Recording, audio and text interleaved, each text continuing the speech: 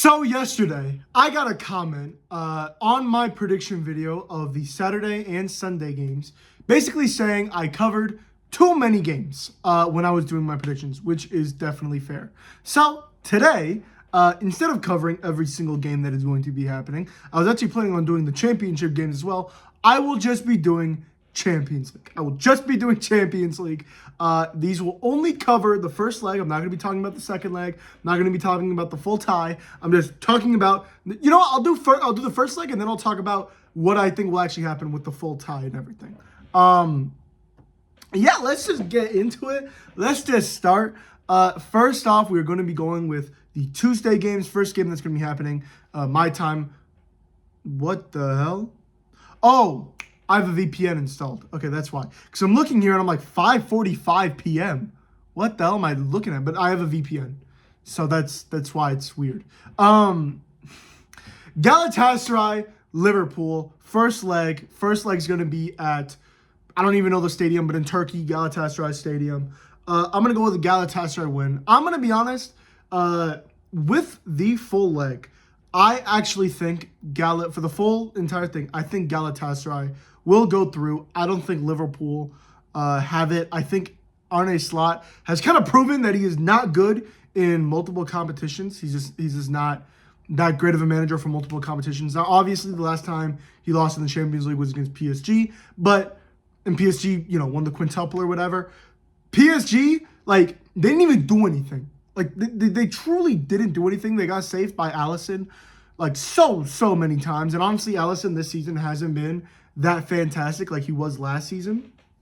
So I'm in less belief that Liverpool are actually going to do anything. I'm looking at the predicted lineup. It says they're going to start Salah. Bro, if you do that, that's fucking embarrassing. Because, brother, Salah has been horrible this season. And I'm going to be honest, center back wise, I don't think, they have Virgil van Dijk and Konate, but they've been picking up form. This season, not been good. I think Osimhen could genuinely destroy them. I am not confident in Liverpool right now. First leg, I'm going to go with, honestly, this could be another Juve situation. This could be another 4-2 or some crazy scoreline or something. I'm going to go with a 2-0 first leg. Second leg, I'm going to say Liverpool win 1-0. I don't think it'll be high scoring. It's tough because recently Galatasaray have not been in good form. They really haven't, but I just don't trust Liverpool. Liverpool are that bad. I don't trust them. You know what? Fuck it. Galatasaray win the first leg. I'm going to say 2-0. I'm going to say Liverpool win it back, though, 3-1 or something, go on pens, Liverpool win. I'm going to say Liverpool win it. But I honestly would not be surprised if Galatasaray win the two legs. I wouldn't be surprised. The Galatasaray, and again, I'm an Osimhen glazer. I fucking love Osimhen. That brother, when he was at Napoli, bro, he was probably my favorite player in the world to watch. Bro, Osimhen and Cavada, bro, take me back, bro. Take me back, bro. That team was so good, man. Yeah, Osimhen, I have so much trust in him. He is probably, maybe besides Ousmane Dembele last season, the best pressing striker in the world. He's insane. Runs after every ball. Insane intensity. Even though Liverpool, obviously have their intensity is a lot better because they play in the Prem, their physicality is a lot better. Osimhen's going to be bringing that physicality for Galatasaray. And, yeah, this brother's insane. If Galatasaray beat Liverpool and let's say they either beat Chelsea or, do really well against Chelsea because of Osimhen, or Osimhen scores a brace or something, or maybe a hat trick over two legs, I don't see how this brother doesn't get a 100 mil move. It's so obvious. Osimhen will literally leave for any club. Maybe, not the Italian clubs. He will leave for any club. And I know Gyökeres is so horrible and, he had all these stats or whatever. Literally take one look at Osimhen and this guy's fucking incredible. Someone, bro, please buy him. Do not turn Osimhen into a streets won't forget player, bro. Please. Please, please, please. I cannot have this brother just being at Napoli and Wolfsburg and Lille and Galatasaray for his entire career. I need him at a good club so people actually rate him. Because, brother, nobody fucking rates him. In my opinion, top 5 strikers in the world, if you want my top 5 strikers in the world, it's Haaland, Mbappe, Kane. You can do whatever those 3 you want. Put Mbappe first, Kane first, whatever. Doesn't matter. Those are the easiest 3 in my life. Then it's Osimhen, and then it's João Pedro. Those are the 5 best strikers in the world right now. You could argue Ekitike. Alexander Isak's been injured, so you can't argue him. Julian Alvarez, has been shit for the past, I don't even know how many months. Not been, he started out the season really good, and then he hasn't been good. Jonathan David's horrible. Lautaro Martinez has not been good. Lewandowski doesn't even start anymore, and Ferran Torres is even worse. I really can't think of a striker that is better than Osimhen, João Pedro, and then the other 3 I mentioned. The only one I will hear is Hugo Ekitike. And, oh my God, if you even bring up this fucking guy's name, Igor Thiago is not good. I hope everyone knows that. Igor Thiago is not a good player. He really isn't. He is honestly... that Brentford team is just so good. The Brentford team is genuinely perfect. They're so good at giving any striker in the world a pedestal to score. That's how good that team is. Igor Thiago is really not that good. Honestly, if he gets a big move, I really think he will flop. Because I really think he will. Because Mbeumo, I don't think it's flopped, in my opinion. He's been really good for Man United, and he's just a great player. And when Igor Thiago moves, if he moves in the summer, next season or the following season or whatever, and he goes to a Newcastle, he's going to flop, in my opinion. He actually will. All right, next. Bayern Munich, Atalanta. It's Atalanta at home. Looking at this lineup, again, this predicted lineup is wrong. They have Nicholas Jackson starting up top. Obviously, we know Harry Kane's going to start.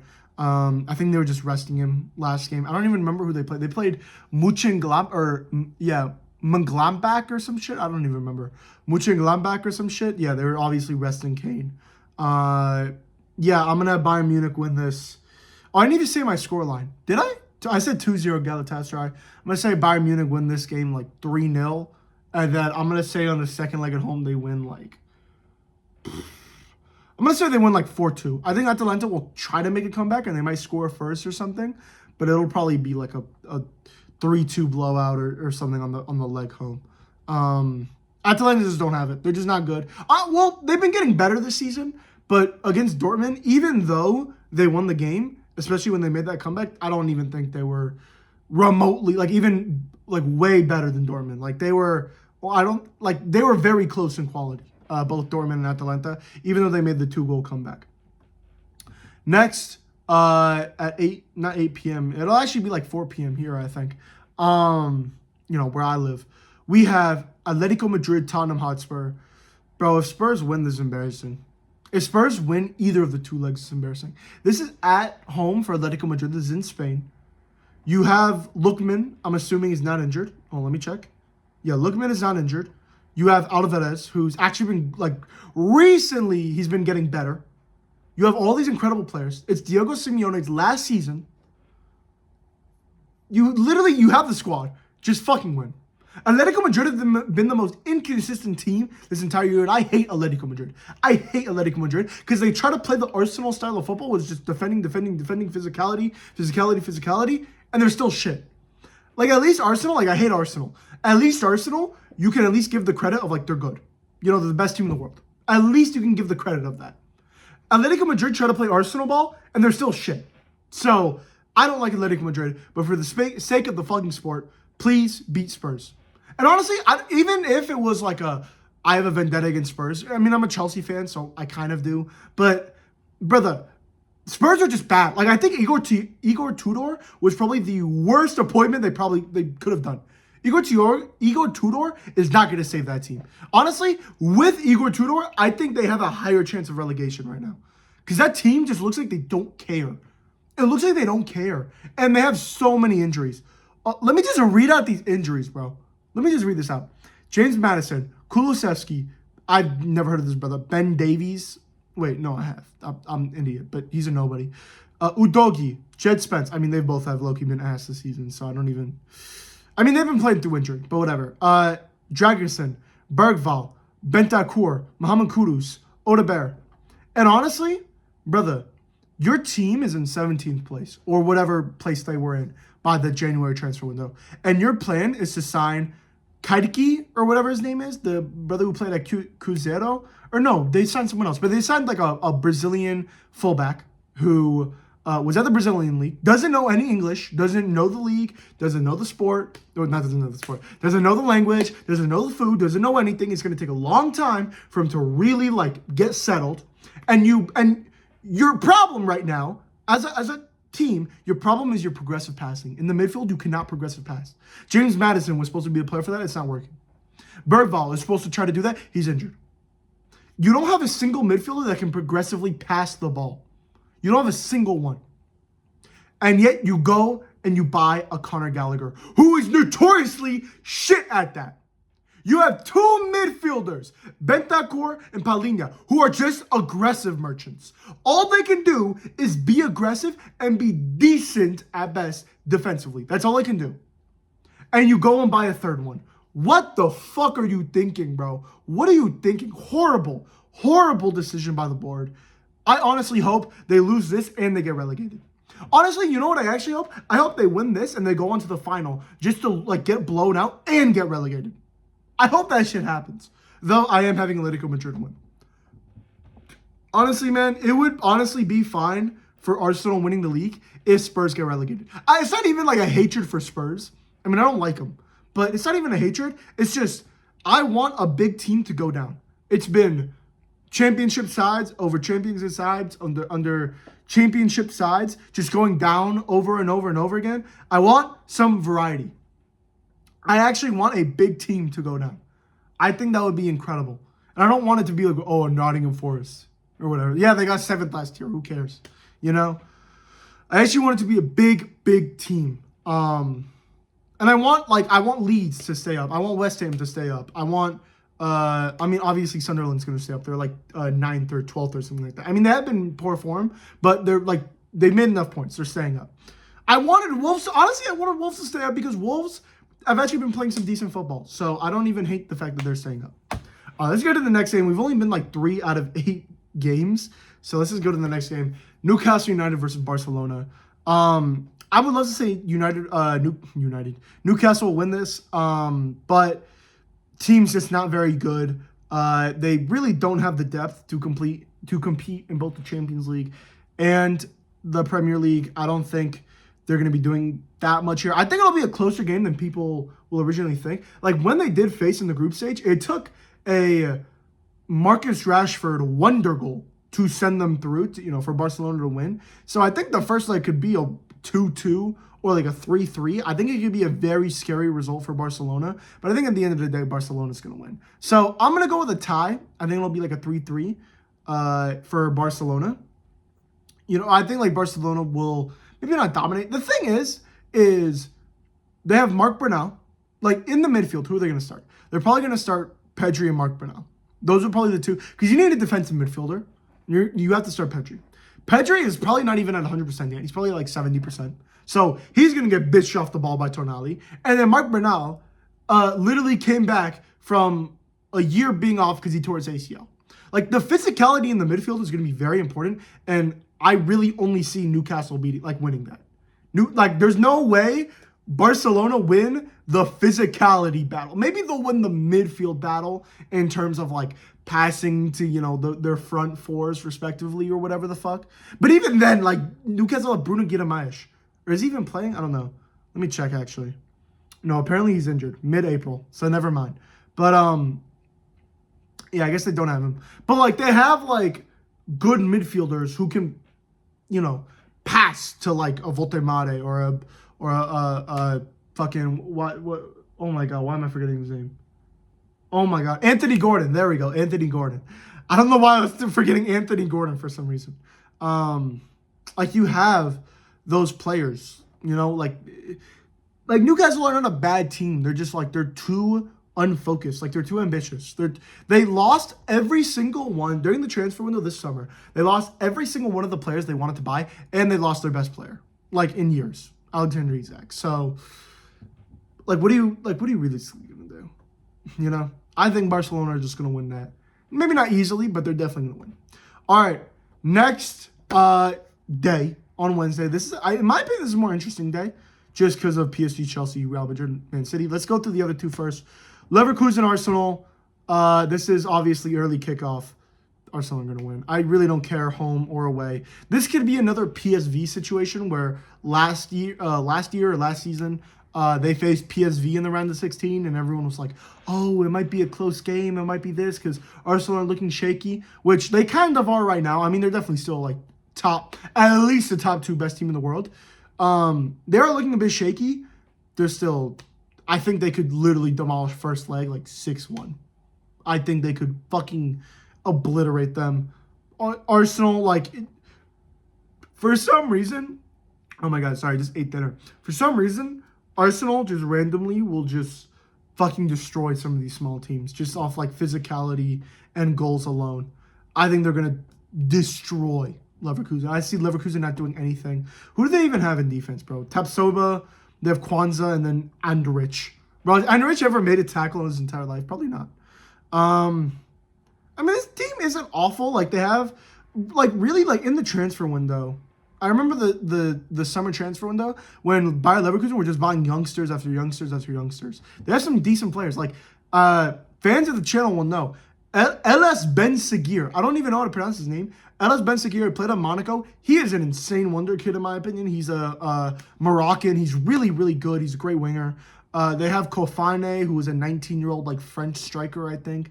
Like, they have very good youngsters. It's just this team lost like their best manager, got Ten Hag, and now they have a nobody, and then they're going through this development phase. And I'm like, bro, they can't compete right now. They can't compete. All right, next game. This is probably going to be probably like viewing wise, like just watching the game, probably going to be the most exciting. Like, it'll probably be the most fun to watch because both of these teams don't really have anything to prove, so they can just go out and try to play attacking football and just try to win. And it doesn't really matter if they win or lose because they're obviously not going to win in the quarterfinals. And these two teams are very, very similar. By the way, let me not beat around the bushes. Bodo Glimt and Sporting. I have the opinion that Sporting are going to win. I think Bodo Glimt will probably win first leg 2-0 or something like that. I think they'll win the first leg just based off weather. And then Sporting, I think, will come back. And I think, they will make the comeback second leg and win like 3-0. Sporting's attack is just really... Wait, hold on. Let me see something real quick. Ooh, Giovanni Quenda. Well, it's just mid-March, so he could be back for the second leg. But first leg, he's not going to be there. Obviously, got to back my boy. He's going to be coming in next season. But they have good players. Trincao has been someone I always rated. Luis Suarez is this, like... they, like, lost Gyökeres, and, like, it doesn't even matter. Like, they have... Luis Suarez actually been good. Hoyman has always been, like, that tempo, like, pacer in the midfield. Diomande, Usman Diomande, I'm pretty sure his name is. I mean, I'm looking at his thing right now. But he was a youngster that Chelsea were linked to very, very often. He was a, good center back. And yeah, they have a very good team. Like, Sporting have a very good team. I still remember when they beat us, PSG. Like, I don't even remember. Or no, they didn't beat us. They tied us? No, I forgot. I don't remember. But I was pissed because, brother, we had a horrible performance that game. Speaking of PSG versus Chelsea. This is going to be probably the biggest game or second biggest game, maybe beyond Real Madrid, Man City. But honestly, who even cares about Real Madrid, Man City anymore? Like, they're really trying to push this rivalry. Like, it's not real. PSG, Chelsea. This game is going to be very interesting. Obviously, this is the Club World Cup rematch, but both of these teams are heavily injured. Chelsea, we don't, again, like I feel this every single game. We do not have our best center back, and we're not going to for a while. Esteval, we don't have him. We don't have, I think that's really it. And then on the other side, PSG, we don't have João Neves. We don't have Fabian Ruiz. We don't have, who else do we not have? Marquinhos? Oh no, we do have Marquinhos. I guess we just rested him yesterday. Or against Monaco, we just rested him. Don't have Ousmane Dembele, who, in my opinion, if Ousmane Dembele can come back for the second leg, he is a game changer. He is the game changer for this game. I'm still going to have Chelsea to win, though. I know, like, PSG have just been so shaky, and honestly, in my opinion, I want PSG to lose. I support both of these teams, and I love them both equally. Maybe not equally, I might like Chelsea a bit more, but I love both of these teams. So I wouldn't have a problem who goes through, who doesn't. I don't really have an issue there. But I need PSG to lose so this team fucking wakes up. I'm tired of this team just sleeping during games. Like, I'm tired of it. They have no intensity. They have no fight. They have no, like, Chelsea have something to fight for. During the Aston Villa game, I saw the fight. This sounds cringy as hell. I saw the fucking fight. I saw that they actually wanted to win the game. I can't say the same thing about PSG. PSG, they have no fight. And I'm looking at this lineup, this predicted lineup or whatever, but Dro Fernandez and Zayed Emery are not good enough. Caicedo and Andre Santos are going to boss that fucking midfield. It's going to destroy. Vitinha's not doing anything. He really isn't. Like, he's not going to be able to do anything with a Caicedo-Santos midfield. Obviously, Enzo at the 10. And then I'm looking at the back line, bro. Safronov. Brother, why as a center back would I be confident with Safronov behind me? Like, why? How am I supposed to be confident with Safronov behind me? I'm not. You're not. When it was Donnarumma, it was like, okay, you know what? I can be calm because, you know, me and my center back partner, we might be able to, like, create a brick wall here. If they can go through it, there's another one waiting behind us. You know? At least there's a fucking Donnarumma who was the best goalkeeper in the world by far last season. But no, here, Safronov, he's Shka. He's not good. I mean, he's decent, but he's no fucking Donnarumma. Yeah. I'm looking at the results. Disappointing so far. It's kind of crazy. Chelsea and PSG have very similar. Like, they both have 1 loss, 1 draw, and 3 wins in the last 5 games. One of these teams won the Conference League, and the other team won a fucking quadruple. And they have the exact same results. That's embarrassing. That is embarrassing. PSG should be way better than Chelsea. Way better. They should easily walk over this game. Easily. They should. But it's not going to happen. I know it's not. Chelsea are going to bring fight. João Pedro's in the form of his life. Cole Palmer is looking like, I want to say he's back to his normal form, but he's been getting a lot better. Pedro Neto, brother, I'm looking at by the way, I'm not making a video about that Wrexham game, because if I do, I might get sued by Pedro Neto's agents. Because holy shit, what a horrible performance. Horrible. Oh my God. I watched this one football podcast called Box to Box. Right? Like, I watch their videos too sometimes. I watch their podcast. Brother, they actually, like, it's kind of crazy they don't watch Chelsea. And I don't expect them to watch Chelsea because Chelsea are not, like, they're not a Barcelona, they're not a Real Madrid. I get it, you know? They still have the opinion that Pedro Neto is a decent winger. Pedro Neto might be worse than Garnacho. I actually have that opinion. Pedro Neto and Garnacho are 2 equally shit. They're both, like, really bad. The only thing Pedro Neto has is his fucking tracking back. That's it. He's good defensively. He's actually a very, very good defensive winger. And he's, like, decent physically. Like, he can actually, like, press. That's it. Why am I talking about Pedro Neto right now? Let's just get to the final game. By the way, I think Chelsea are going to win that overall. I'll say first leg, it'll be like I'll say a 1-1. And then at Stamford Bridge, I think Chelsea will win that, like, I don't even know, 2-0 or something. I think Chelsea can win that 1-0. I think it'll be very, very close. And it also could be very high scoring, but I don't see it. I really don't see PSG winning. If they do, I don't even know what I'll do. I'll do something though.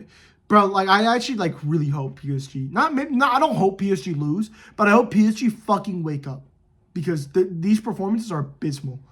And here, final game of the night, Man City, Real Madrid. I think it's pretty obvious. I think Man City are definitely going to go through. They want to, hype this game up. They want to make this the big thing or whatever. But I'm looking at this lineup and it's embarrassing. Real Madrid have so many fucking injuries. It's kind of insane. And to, like, first team players. It really, like, and Man City have a way deeper and bigger squad. Plus, they've looked better in their own respective league. Yeah, it's just like, brother, I'm looking at this lineup here and I'm seeing Pitarch. He's been decent. Like, I'm not going to say he's been horrible for Real Madrid. Bro, Pitarch? Really? Are we fucking serious? Again, this is a predicted lineup. You're really going to bring Pitarch to the Man City game? What the fuck are we doing, bro? And then their back line of Rudiger, Asensio. You really think Rudiger, who's like 32 or so. Let me check his age, bro. How old is this fucking guy? 33. Bro, Rudiger at 33 years old, it looks like he can't run anymore. It looks like it's hard for him to run. Like, it looks like it's hard for him to move his joints. And this guy used to be the best center back in the world. I remember this guy was at Chelsea. He looked fucking beautiful. He was a beautiful player. I loved him. And now look at him. It's horrible. Who the fuck is going to lock up Haaland? Rudiger and Asensio can't do that shit. Rudiger and Asensio might gift him the ball. Just gift it to him. You know, just stop play, take the ball with your hands and give it to him. Just score, Haaland. Just score. Because both those center backs, horrible. Both of their first touches are horrible. Their IQs are horrible. Their physicality is nowhere near close. Nobody's locking him up. And then I see Trent at right back, who, mind you, one of the best passers in the world. Like, maybe not right now because he just came back, you know, from injury. He hasn't been doing too well at Real Madrid. But in his prime, one of the best passers in the world. But defensively, mid. Like, actually horrible. Not even all horrible, but oh my God. I remember watching that Liverpool-Napoli game, you know, where Cavada was fucking demolishing him. Oh my God. I've never seen a fullback get cooked more. Honestly, he should have just hanged up the boots right there. Horrible. And then the other side, we have Carreras, which is Benfica fodder, bro. I mean, he's been good for Real Madrid, but, like, brother, is he really going to, like, save you? Is he really going to bring you? Like, you already have 3 very poor defenders in your back line, right? And Carreras is supposed to, like, be your defensive anchor. It's not going to work that way. Carreras is, I would say, okay or, like, mid defensively. He's probably the best defender here, honestly. But you bought Carreras to be attacking. Like, Carreras is better offensively. He's better in the final third. He's better in the midfield. He's not good trying to defend, like... Brother, you have Carreras and Pitarch on Cherki, bro. Like, it's not happening. It's not happening. I'm going to say Man City win the first leg, like 3-2. I think it'll be a Zuvi. And then Man City will go and dominate the second leg like 2-0. And it'll be a convincing 2-0. It'll be like Semenyo scores a brace in the first like 5 minutes, and then they genuinely, like Courtois masterclass. I'm going to say that's what it is. And Man City absolutely dominate. In my opinion, I'm going to give my opinion now on every team, like how far they can go. You know, I'm going to just do this right now. Very quick, I'm going to do it right now. I'm going to give my take on every team on how far they can go. Galatasaray, quarterfinal. Liverpool, quarterfinal. Atlanta, round of 16. Bayern Munich, final. I think they could win it. Atletico Madrid and Tottenham, I'm not even going to use breath to talk about them. Newcastle, Barcelona. Newcastle, I'm going to say semifinal. I think they could get to a semifinal because they're good in Europe, but not good in the league. I'm going to say Barcelona, same thing. Because I don't think Barcelona are getting past Arsenal. Arsenal, probably final. I don't think they're winning it, though. Bodo Glimt and Sporting. I'm going to just say both round of 16, even though that mathematically doesn't work that way. PSG and Chelsea are both going to be a semifinal. I think that's the farthest they go. And then Real Madrid, Man City. I think Real Madrid, this is where it ends. And then Man City, they honestly, in my opinion, there's only 3 clubs, maybe 4 that can win this. It's Bayern Munich and Arsenal, because those have been the 2 best teams in the world. Like, throughout the entire season, they've been the 2 best. Man City and Barcelona. Those are actually, honestly, might maybe replace Barcelona with PSG. Because at least PSG have the aura of being title contenders, you know? Like, they won the Champions League and they're coming back, you know? At least. And a similar thing happened last season where they were not looking good for the entire season, and then they dominated in the Champions League because they're able to rest their players during Liga games. But they can't even do that now because they're in a fucking title race with Lens, bro. Lens! Okay, let me just fucking chill. That is going to be the end of my Champions League predictions. If you want Europa League predictions, let me know. You know, I'm happy to fulfill maybe next video, maybe on Monday or something. I'm going to head out. Thank y'all for watching.